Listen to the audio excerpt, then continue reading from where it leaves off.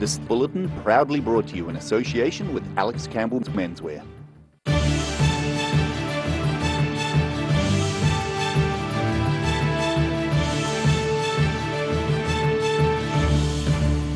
Tonight on The South Today, Dunedin businessman Sir Ian Taylor is trialling a new machine using saliva swab testing for his latest US trip.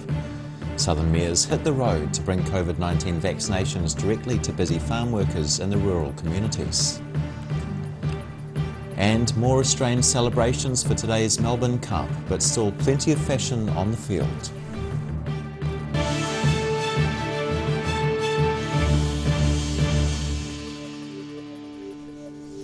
Tēnā koutou katoa, kia ora, I'm Simon Anderson. Dunedin sports graphics guru Sir Ian Taylor needed to attend a meeting with Major League Baseball this week. He's able to fly to the US and back as part of a trial of a new scheme that allows people to avoid the MIQ lottery and its associated delays. Flying into the COVID-19 storm, Dunedin businessman Sir Ian Taylor gets ready to travel to Los Angeles via Auckland.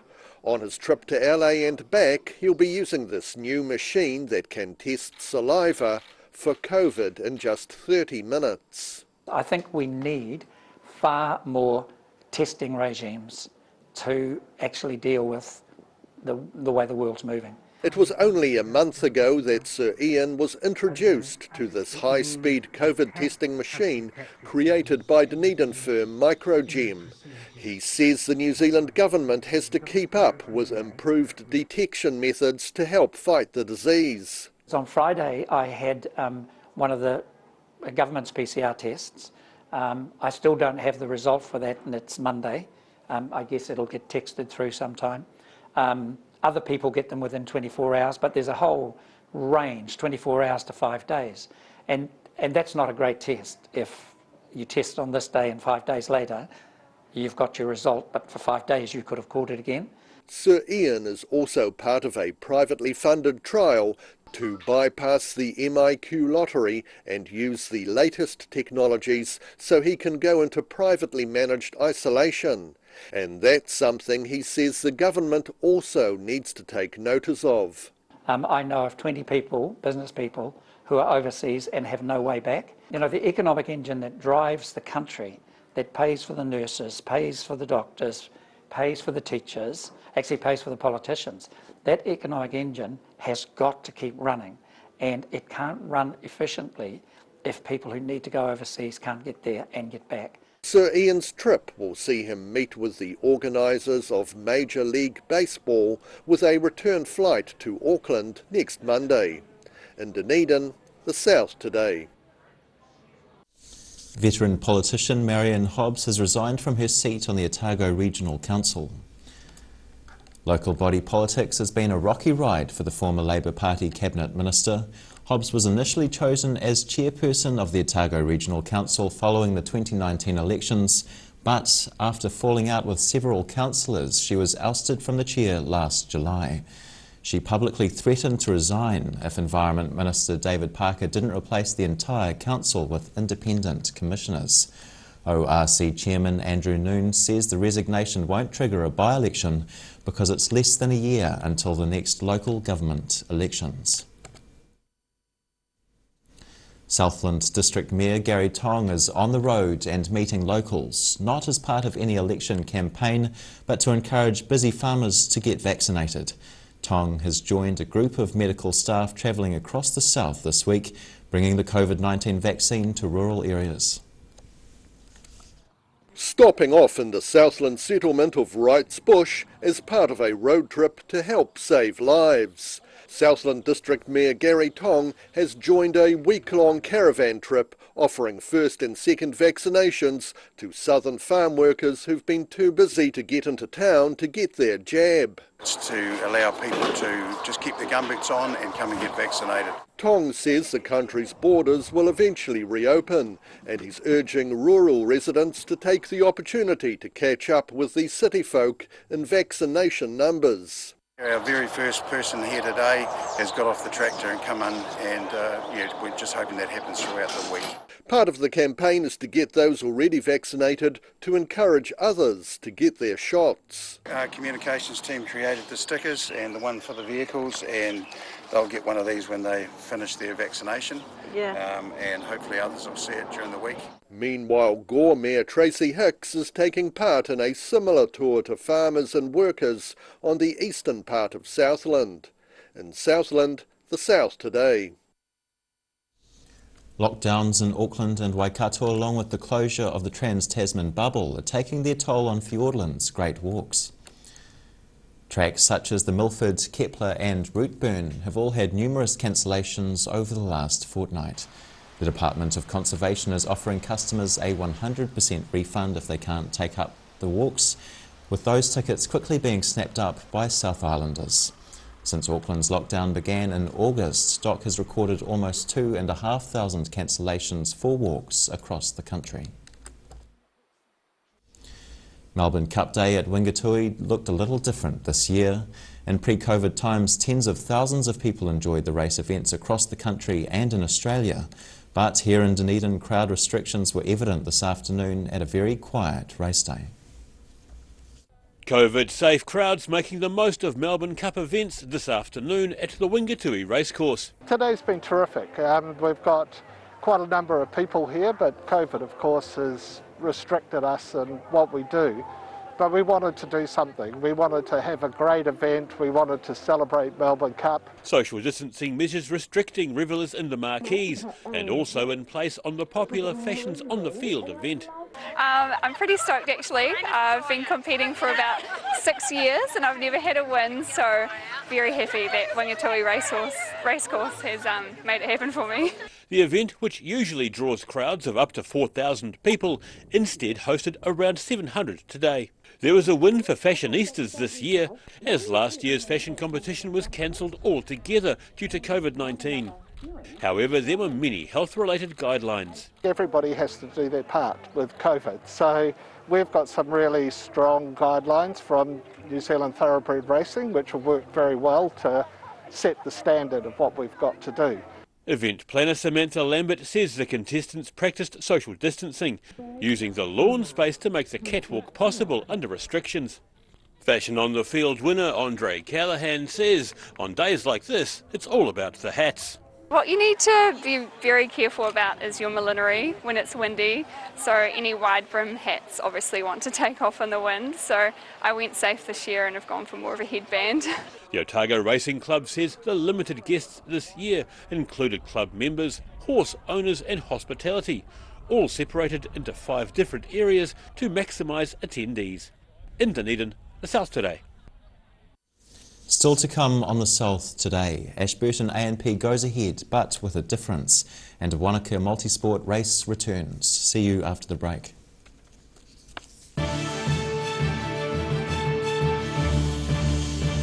All new episodes of Put Some Colour in Your Life are now screening on Channel 39.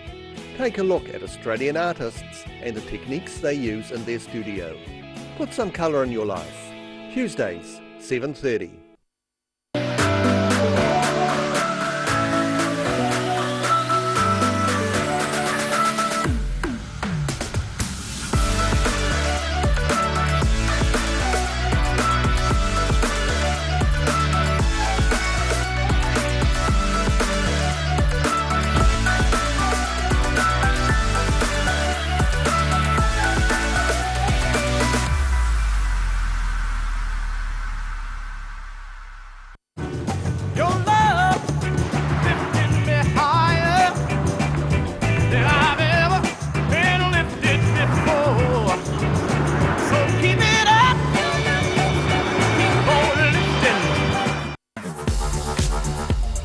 I think the best thing about it is we're all there to ride safely and deliver that message to, some of the kids that are out there, hopefully showcase that riders and drivers can integrate together. So yeah, it's just being part of sharing that message really of riding safely when you're out on the road.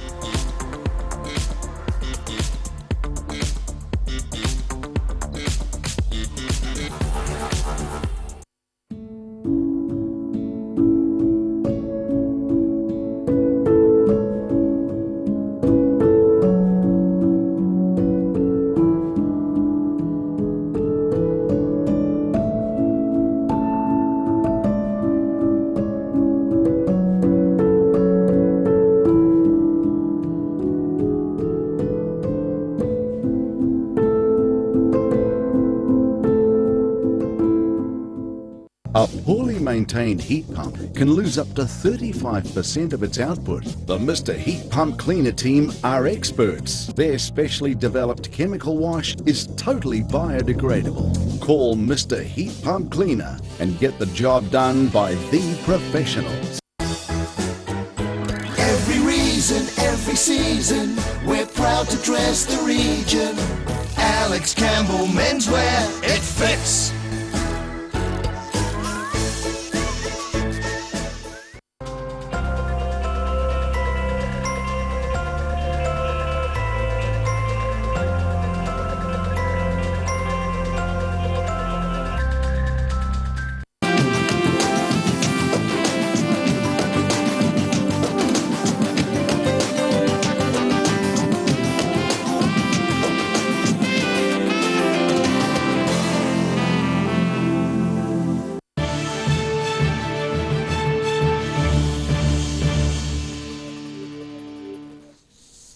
No mai nor, welcome back. Dunedin's Walton Park development site has been sold after just 2 weeks on the market.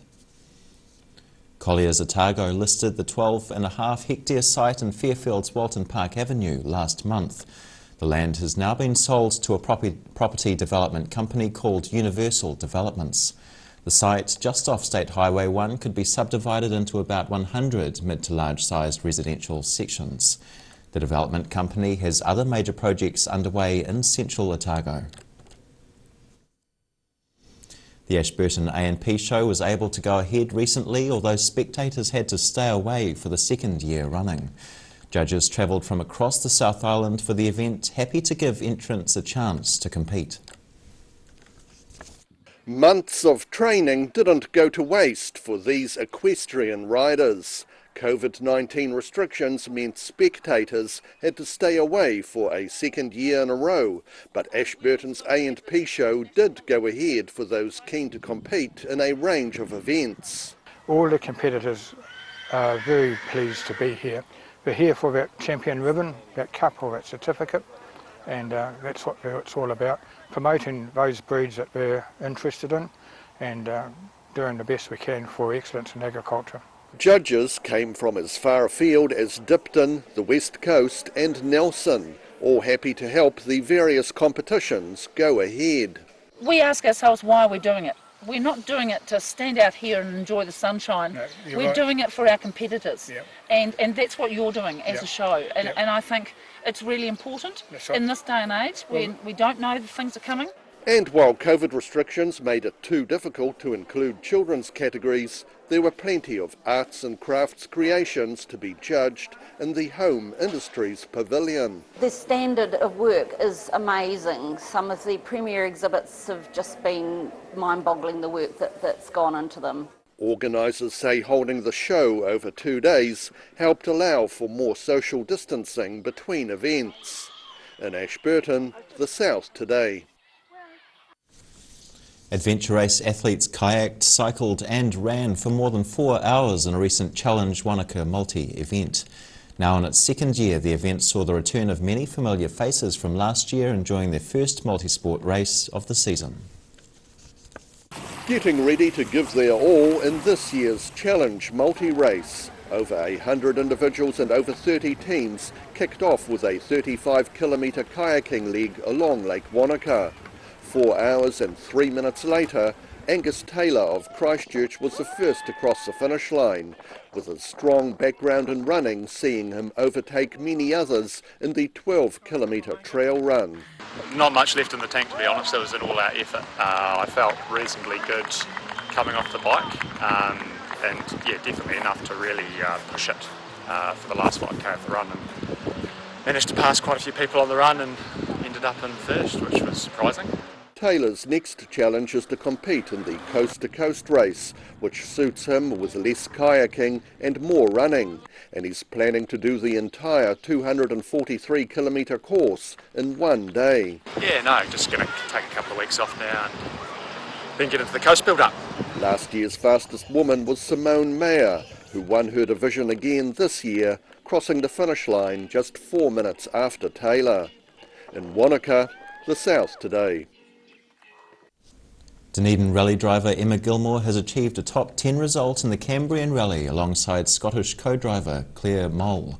The all-female duo reunited over the weekend in Wales after an 8-year hiatus. Emma Gilmore back in familiar territory and reuniting with co-driver Claire Mole after 8 years to compete in the Cambrian Rally. But there was an early glitch for the pair, with their recce car breaking down as they mapped out the 7-stage course. It was a good morning, really slippery, and me just learning the car and getting the hang of it, and us seeing the stages for the first time, so it was a bit like a fast recce in stages, but really enjoying it. It's heaps of fun, and yeah, it's nice it's not raining at the moment, so it'll make it a bit easier for the team. Heavy rain prior to the Northern Wales event made the forestry stages extremely technical, with slippery, slimy and greasy roads. It was a return to a conventional rally car for Gilmore, who's in the Northern Hemisphere racing in the Extreme E electric SUV racing league. Despite the challenging start, the women enjoyed racing together again and loved driving their Ford Fiesta R5 rally car. Yeah, just having a blast, it's great. And thanks for all the messages of support, it's really cool knowing you guys are watching on the live feeds at home. Emma Gilmore is one of many New Zealand sports stars playing the MIQ lottery in an attempt to get back to Aotearoa by Christmas. In Dunedin, the South Today. After the break on the South Today, we bring you the latest on the SBS tour of Southland, and after that the weather's looking up for the riders and residents in the South. Hea koko ake nei.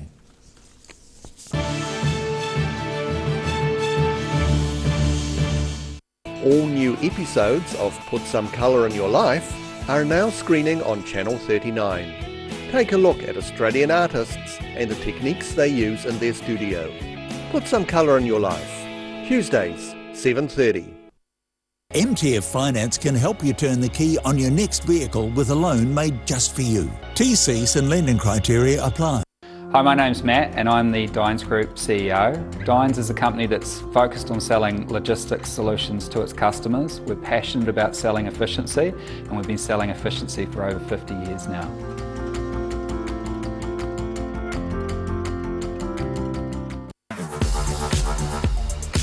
Just plan your route a little bit, choose nice and quiet roads. In the winter it's always nice to ride north and south. That way you get the driest route and less likely to hit black ice.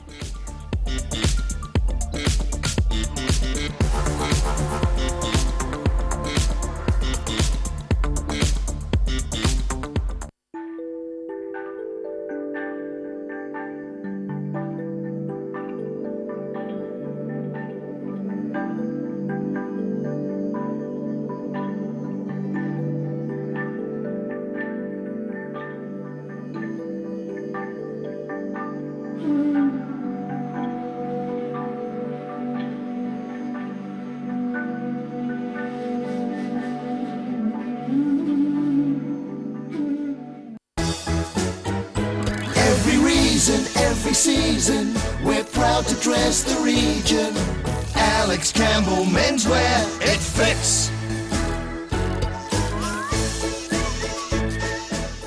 A poorly maintained heat pump can lose up to 35% of its output. The Mr. Heat Pump Cleaner team are experts. Their specially developed chemical wash is totally biodegradable. Call Mr. Heat Pump Cleaner and get the job done by the professionals.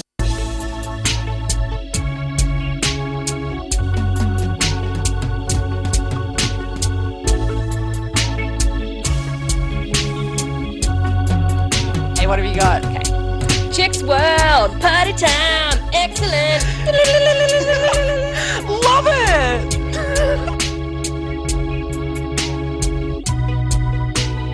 Chicks World. Chicks World. Right.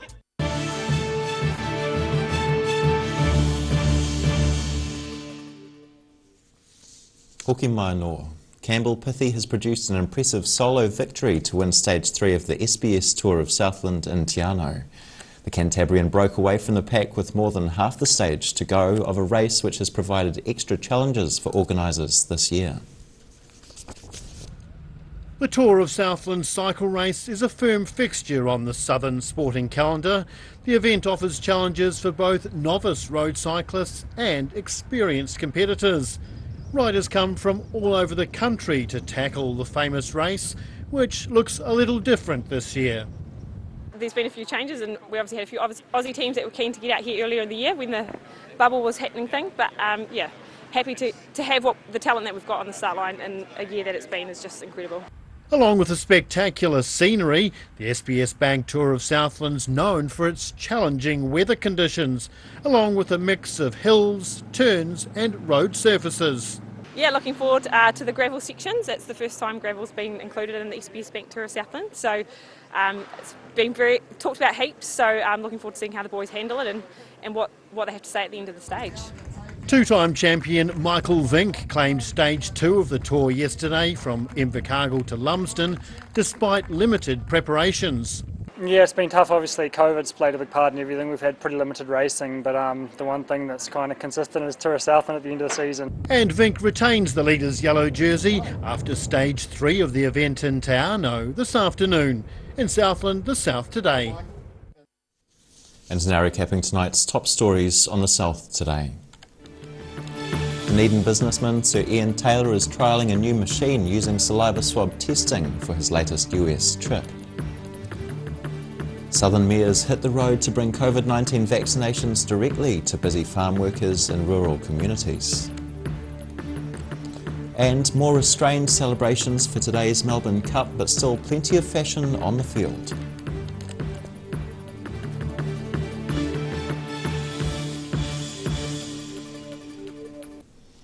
And now for a look at what's happening in tomorrow's ODT, we welcome Associate Editor Joe Simpson. Kia ora, Joe. Hi. It was an eerily quiet day at the Wingatui races, with and we've also got Melbourne Cup coverage, which was won by a New Zealand-bred mare. Construction of the new Dunedin Hospital could cause serious headaches for the shopping centre next door, and Freda, the German Shepherd, can detect prostate cancer samples in Ceylon as low as to a ratio of 5%. I'll go Freda. Thanks, Joe. Thanks. And now time for a look at the weather. Tonight's weather proudly brought to you by Mole Map. A picture of beautiful pink flowers.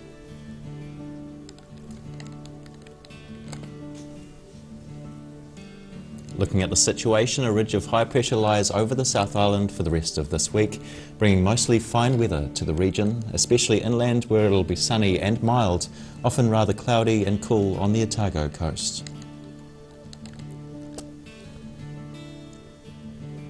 Heading first to the northwest of the South Island, where it's nice and sunny, Greymouth on 17, Westport on 18 degrees. Over to the northeast, it's not quite as bright, partial cloud in both centres. Nelson still reaches 16 degrees, while it's windy in Blenheim on 13. Things turn as we reach Canterbury. Rain and showers for both Kaikoura and Ashburton on 11 degrees. Christchurch avoids the rain either side, just cloudy on 12 degrees.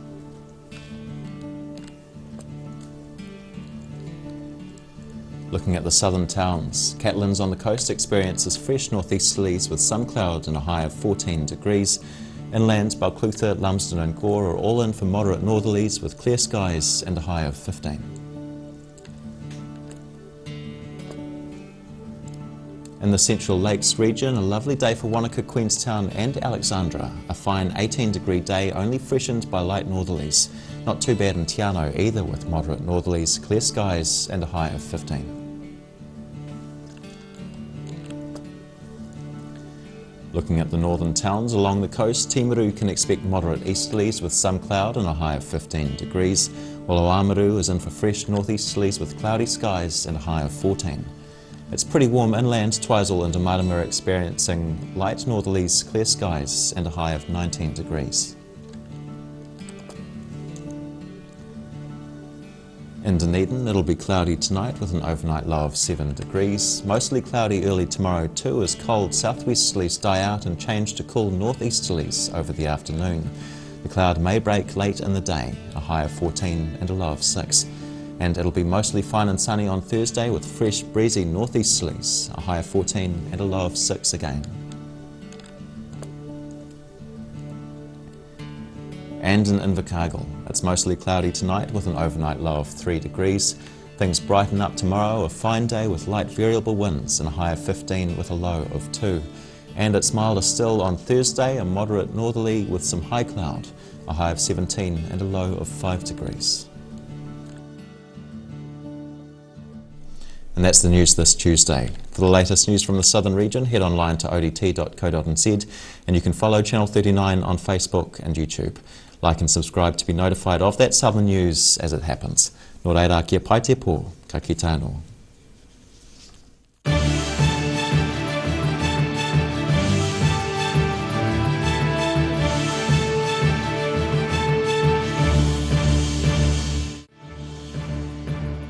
This bulletin proudly brought to you in association with Alex Campbell's Menswear. Supporting local content so you can see more of New Zealand on air.